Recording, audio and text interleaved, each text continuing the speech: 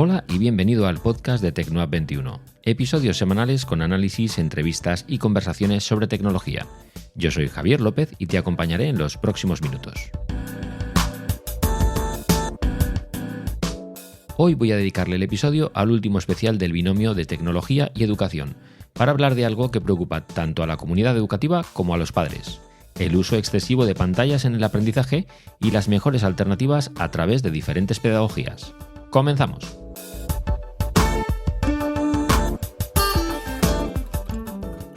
Este 2024 he cambiado los planes originales del podcast, por un tema sobre todo de agenda.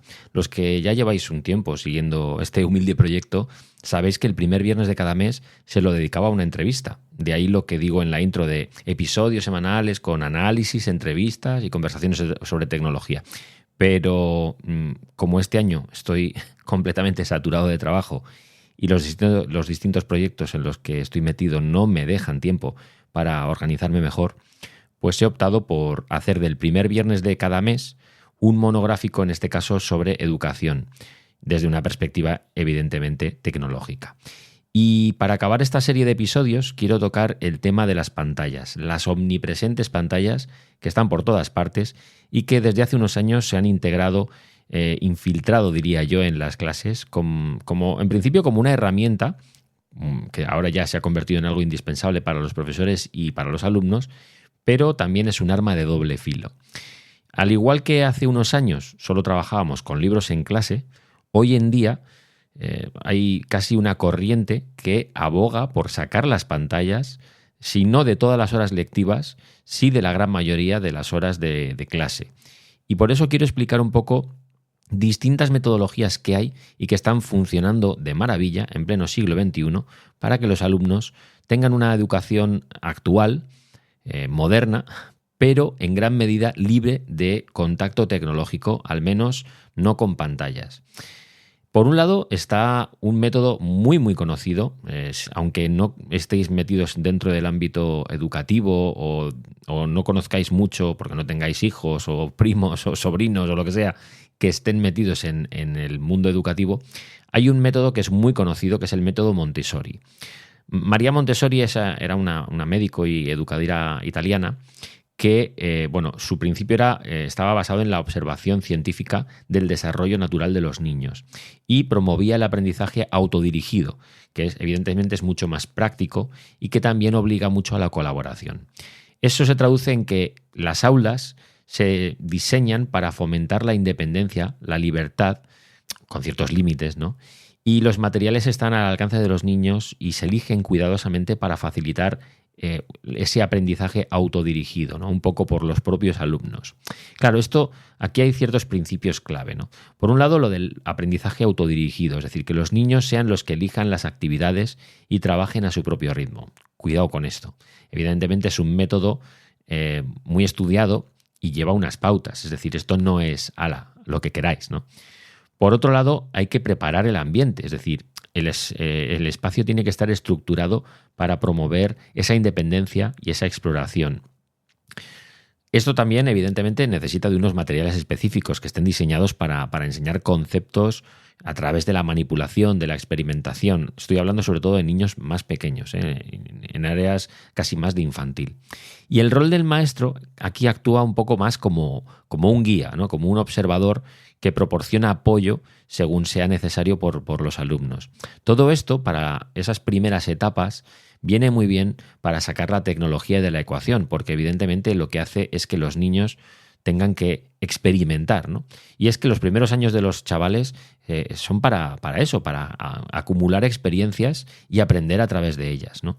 Esto tiene una serie de ventajas, porque por un lado promueve muchísimo el que sean independientes y también un poco en que ellos empiecen a tener un poco de autodisciplina, es decir, que no tenga que ser un adulto el que tenga que venir a decirles las cosas, sino que ellos poco a poco vayan cogiendo esas rutinas que generan un poco, pues eso, un orden y una disciplina, ¿no?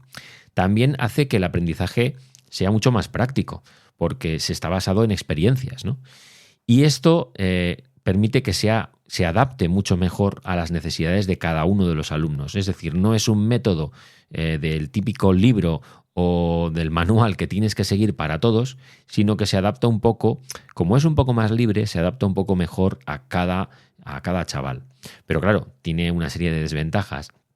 Por un lado, los docentes tienen que tener una formación específica, porque no puede cualquiera meterse a implementar el método Montessori así porque sí, si no sabe qué pautas tiene que seguir. Luego, la implementación en las aulas es un poco más costosa por el tema de los materiales y por el propio diseño del aula, que no es el estándar al que estamos habituados, ¿no? Y también es más difícil de integrar con las tecnologías digitales modernas, porque choca frontalmente, es decir, es una pedagogía mucho más basada en la experiencia casi sensorial, ¿no?, que tienes cuando manipulas cosas, que no con la experiencia tecnológica, que es esa corriente en la que estamos metidos, por la cual hay pantallas prácticamente desde infantil en las aulas, y el método Montessori va por otro lado. Entonces, a mí me parece que es una buena alternativa, si no para llevarla al 100%, sí para implementarla en ciertas áreas. Luego hay otra, que es la pedagogía Waldorf, que está basada en un método que hizo el filósofo austríaco Rudolf Steiner, que desarrolló un método holístico, esto de holístico suena un poco mal, la verdad, para los niños, para abarcar aspectos que fueran, por un lado, intelectuales, por otro lado, artísticos y por otro lado, prácticos, ¿no? Integrando cosas que están muy, muy desaprovechadas en la educación actual, como son el arte, la música, actividades manuales, ¿no? Pero todo eso dentro del currículo, es decir, como algo tangible, no como algo que se expone y luego no tienes un retorno, ¿no?, en el alumno. Y claro, esto genera un ambiente mucho más cálido, mucho más acogedor, que hace que haya mucha más creatividad y mucha más interacción social por parte de los niños en las clases. Esto a mí me parece que es muy necesario hoy en día, porque vivimos en la era tecnológica donde todo está basado en ese contacto casi impersonal del hombre con la máquina, ¿no?, o de los niños con las máquinas. Y la pedagogía Waldorf yo creo que sí que está más pensada para tocar áreas mucho más artísticas, por decirlo de alguna forma, que nos permiten sacar esa expresividad, ¿no?, y permiten indagar en ciertas áreas que, por otro lado, los chavales hoy en día las tienen prácticamente abandonadas en las aulas.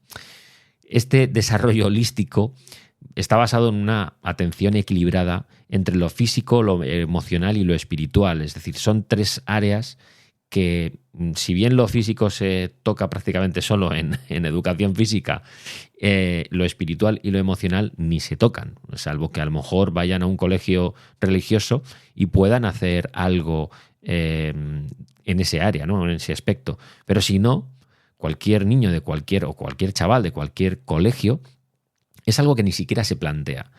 Y este tipo de preguntas me parece que son muy importantes para acabar averiguando quiénes somos, ¿no? Más allá de lo que es la educación pura y dura, sino del conjunto de cosas que nos hacen formarnos como personas. Todo esto suena un poco grande, pero traído al terreno, ¿no?, al barro, llevado al barro, se traduce en plasmarlo en las aulas, ¿no? Y ahí la pedagogía Waldorf sí que indaga un poco más en ese sentido. Claro, esto se basa mucho en experiencias, ¿no?, en aprender por experiencias también, un poco como el Montessori, que prioriza mucho esa conexión, ¿no?, con las cosas ya no físicas, sino incluso con la naturaleza, ¿no? Y eso hace que el ritmo y la repetición no sea como el de las aulas habituales, ¿no? Aquí es muy importante esos ritmos diarios, semanales, ¿no?, de la educación, que hacen que las cosas fluyan de otra manera. Y no es fácil de implementar, ¿no? Y luego meter artes, manualidades, el uso extensivo de actividades artísticas, eso hace que el aprendizaje académico sea mucho más completo. Y a mí me parece que eso hoy en día es algo que prácticamente está un poco desechado, ¿no? Vamos un poco a esos currículos en los que hay que meter muchas materias, muchas cosas que aprender, datos y datos y datos, que luego muchas veces no tienen ningún recorrido en la vida académica del resto de tu vida, ¿no? Una vez que lo has aprendido, ya prácticamente no te sirven para nada. Y yo creo que cada vez más la tendencia es a que todo lo que aprendemos tenga un sentido en nuestra vida, ¿no? Ya no solo en la laboral, sino en nuestra vida personal. La pedagogía Waldorf tiene cosas muy buenas. La creatividad, el pensamiento crítico, ese aprendizaje profundo a través de experiencias sensoriales, que crea un ambiente mucho más cálido para los alumnos, ¿no? Que también les obliga a colaborar más entre ellos. Pero claro, hace mucho menos énfasis en tecnología, en lo digital, no se puede alinear con los estándares educativos convencionales. Implementarlo es mucho más difícil, ¿no? Porque requiere docentes muy especializados. Y aquí tienes que hacer primero una inversión para hacer una apuesta en tu propio centro educativo. Y eso no siempre se da. Vamos, no siempre no. Muchas veces no se da. Y luego hay una tercera metodología, que es el ABP, que es el aprendizaje basado en proyectos, que esto es algo que ya está bastante integrado dentro de la LOMLOE, de la ley educativa actual, donde los estudiantes tienen que trabajar en proyectos que abordan diferentes facetas y que necesitan para ello conocimientos y habilidades en áreas diversas, ¿no? Esto les obliga a abrir la mente, a colaborar. Está basado en la idea de que los alumnos pueden aprender o aprenden, digamos, mejor cuando se involucran ellos, ¿no? En proyectos que para ellos son relevantes, significativos, ¿no? Que tienen un sentido. Que es un poco lo que se van a encontrar luego cuando sean mayores y tengan que estar en una empresa y tengan que involucrarse en un proyecto, ¿no?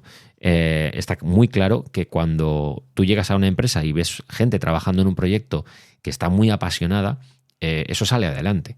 Con mejor o peor fortuna, con más o menos éxito, pero sale adelante.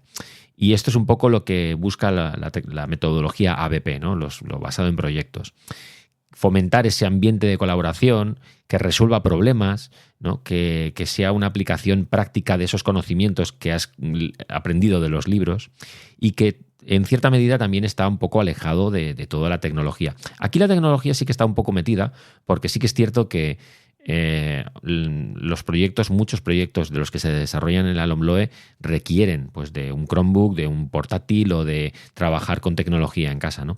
Pero digamos que la idea del aprendizaje basado en proyectos no es tanto el que se haga a través de la tecnología, sino el que sea algo colaborativo, donde se pongan en común ciertas ideas para poder resolver un problema entre varios, ¿no? Aquí, pues eso, lo más clave de la metodología ABP es que sean proyectos que sean relevantes para los estudiantes, ¿no? Que tengan un sentido, ¿no?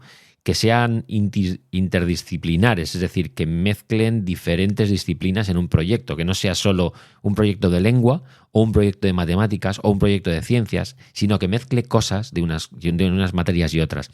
Que muchas veces están interrelacionados, es decir, que tú cuando tienes que hacer un proyecto de ciencias tienes que redactarlo y eso ya mete el tema de lengua, ¿no? Por otro lado, pero no hablo solo de eso, sino de que estén mucho más interrelacionadas esas materias, que es algo que la LOMLOE, como digo, aborda de manera totalmente directa, ¿no?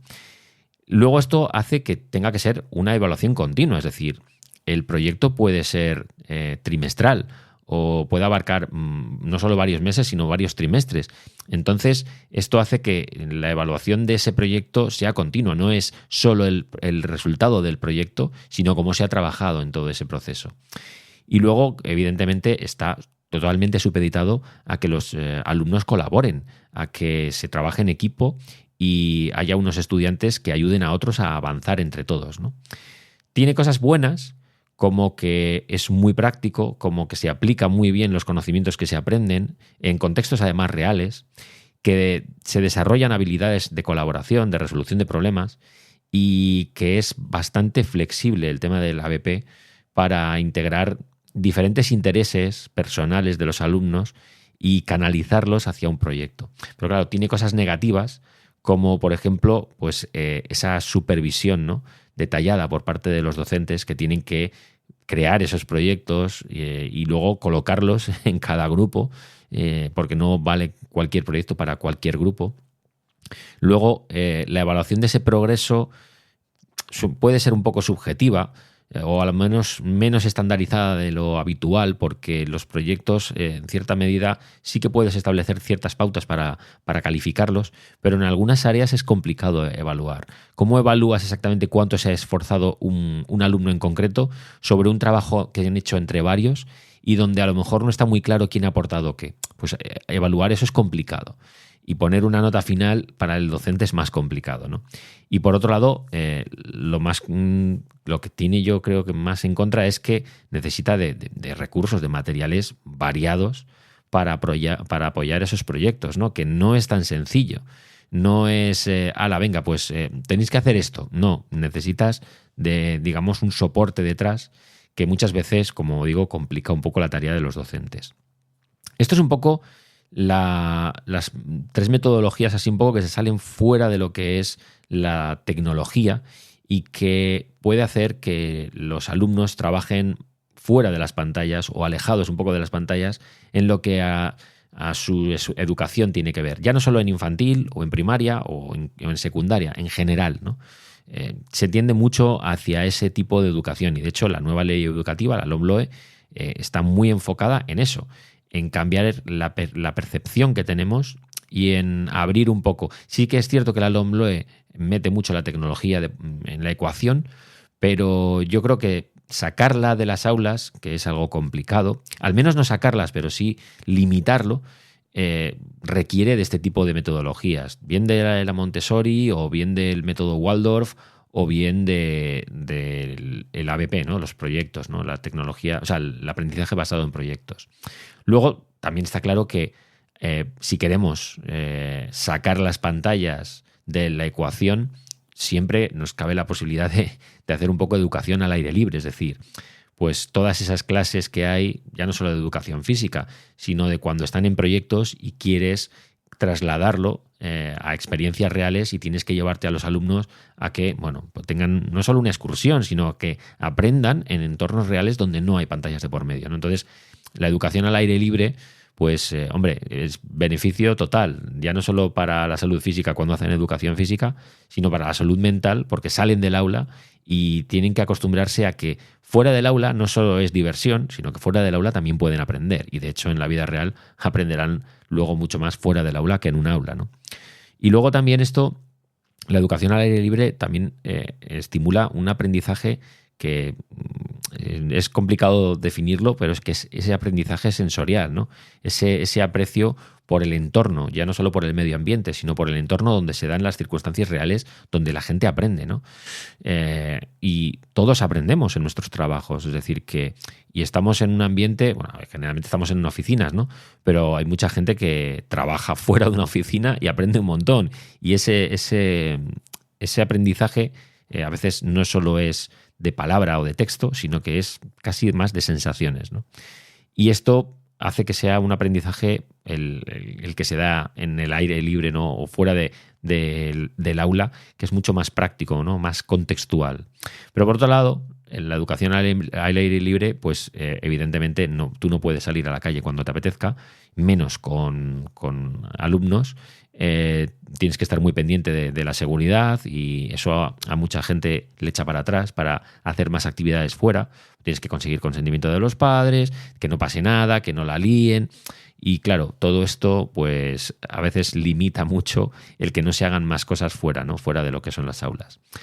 Luego, para lo que son los padres, para esas pedagogías alternativas más allá de las pantallas, sí que hay una pequeña corriente, sobre todo quizás más en Estados Unidos, de gente que educa en casa, es decir, que hacen lo que se llama el homeschooling, que es que no llevan a los niños al colegio, incluso hasta la época del instituto. Hay gente que no, hay chicos que no han pisado un aula porque, bueno, pues es mucho más flexible personalizar el aprendizaje al estilo de tu hijo si que le enseñas en casa, ¿no? Y entonces eso está permitido en Estados Unidos y te da la oportunidad de tener un entorno de aprendizaje mucho más seguro, mucho más controlado, donde a lo mejor tú puedes limitar mucho más ese acceso a la tecnología, donde por supuesto no va a haber ningún tipo de acoso. y donde puedes, por otro lado, también fortalecer lazos familiares, ¿no? Que por otro lado también se pueden erosionar, ¿no? Porque educar en casa, bueno, educar es complicado y educar en casa pues puede ser lo más. Pero sí que es cierto que te permite crear un lazo que, de otra forma, pues mucha gente cuando manda a los niños al colegio se desentiende de ellos y mandas a un niño al colegio y te vuelve otro, porque los chavales en el colegio cambian, ¿no? Porque pasan muchas horas allí y les pasan muchas cosas de las que muchas veces no somos conscientes y ellos van cambiando y como te desentiendas un poco durante una temporada, tu hijo ha cambiado por completo. Entonces todo eso evidentemente los que educan en casa no les pasa. Pero claro, eso no es para todo el mundo porque requiere ya no solo de un compromiso, sino que requiere de tu tiempo y de recursos por parte de los padres. No todos los padres pueden tener uno de los dos progenitores en casa para educar al chaval. Y por otro lado, tienes otro problema añadido y es que está muy bien que nadie le haga bullying a tu hijo, pero por otro lado no socializan con otros niños. Entonces no aprenden a vivir en el mundo real, ¿no? Y luego muchas veces no llegan con los contenidos o con las materias aprendidas como los que han ido a un colegio. Pues porque los estándares pueden ser unos y pueden pasar los exámenes, pero el currículo no es el mismo. Entonces, bueno, en ese sentido, aquí es muy complicado. Sí que existe esa posibilidad, pero no es la más recomendada. Luego tienes escuelas alternativas, que son escuelas donde hay ambientes más personalizados, más adaptativos, donde tienes mucha más atención por las necesidades emocionales o sociales de los chicos y donde hay métodos que pueden ser innovadores o con enfoques pedagógicos nuevos. Estas escuelas, el problema que tienen es que tienen costes muy elevados porque son todas privadas, tienen un acceso muy limitado y esto también en cierta medida genera una desconexión del sistema educativo normal, tradicional. Genera esas clases prácticamente, ¿no? Sociales, donde los ricos van a unas aulas y los que no son ricos, los pobres, pues van a otras, ¿no? Y eso evidentemente genera mucha desconexión con el mundo real, ¿no? Y yo creo que ahí están un poco las metodologías que hay ahora mismo para estudiar y para aprender, ya no solo con pantallas, sino más allá de las pantallas. Es decir, ya no solo lo que puedan hacer en los colegios, sino que hay métodos y alternativas para sacar un poco las pantallas de la ecuación. Que, como digo, es un debate abierto. Incluso en Silicon Valley hay una pequeña corriente de gente que quiere que sus hijos, son todos directivos o trabajan en empresas tecnológicas y quieren que sus hijos vayan a colegios donde no haya ordenadores, donde no haya internet, donde no haya dispositivos móviles. Y eso lo están pidiendo los padres de niños que perfectamente podrían o deberían estar relacionados con el mundo tecnológico porque sus padres trabajan con la tecnología estrechamente y son los que diseñan la tecnología que luego consumimos en el resto del mundo. Sin embargo, esos directivos o esos programadores o toda esa gente que está en Silicon Valley que está viendo los peligros de toda la tecnología, quieren que sus hijos estén alejados de la tecnología. Parece una paradoja, pero justamente es lo contrario. Es la situación de yo sé lo dañina que es la tecnología y no la quiero para mis hijos. Bueno, pues eso se está empezando a trasladar en cierta medida por el resto del mundo porque nos estamos dando cuenta de que la tecnología hoy en día atrapa muchísimo y lo hace en el 99% de los casos a través de una pantalla. Entonces, encontrar pedagogías alternativas más allá de las pantallas me parece que va a ser cada vez más importante. Y el papel de los libros o el rol que tienen el papel físico en la educación cada vez va a ser mayor. Y esto no es que volvamos a los años 80 donde no teníamos tecnología, sino que lo que estamos buscando es un equilibrio mental para mentes que se están formando, donde, como digo, la tecnología ya está completamente infiltrada, no solo en sus áreas sociales, porque socializan a través del móvil, sino que es que tienen que estudiar y trabajar con tecnología. Y al final tenemos una saturación de tecnología, y ojo que os lo dice alguien que tiene un podcast sobre tecnología, pero la saturación que tenemos es tal que se está generando una corriente de casi rechazo, ¿no? Yo creo que sí que es cierto que hay centros educativos que están buscando una fórmula híbrida que permita a los alumnos desconectar, literalmente, de esa vida digital en una parte importante del día. Y es que, como digo, los motivos para hacerlo son muchos, pero yo creo que los beneficios van sobre todo enfocados en que van a poder concentrarse mejor, van a poder fomentar trabajos colaborativos, van a poder abrir la mente a otras formas de aprender. Y yo creo que cada vez el papel, las pizarras, las de toda la vida, tienen más cabida en la educación actual. No como se usaban antaño, pero desde luego como un complemento muy, muy potente para reforzar ciertas áreas que yo creo que la digitalización está sepultando. Dicho todo esto, termino por aquí este episodio especial y esta serie de episodios especiales que le he dedicado a la tecnología y educación. Alguna vez volveré a hablar de ello, pero ya no será mensualmente, en una cita mensual del primer viernes de cada mes. El mes que viene no sé muy bien qué haré el 1 de julio, el primer viernes de julio, pero desde luego no será tecnología y educación. Seguimos la conversación por redes, ya sabéis, estoy como @jlomar en las principales redes sociales y que tenemos el chat de Telegram por si queréis comunicaros y comentar cualquier cosa sobre el episodio. El viernes de la semana que viene, como de costumbre, habrá un nuevo episodio que estará disponible a las 9 de la mañana en las principales plataformas de streaming. Sin más, me despido. Nos vemos la semana que viene. Un cordial saludo.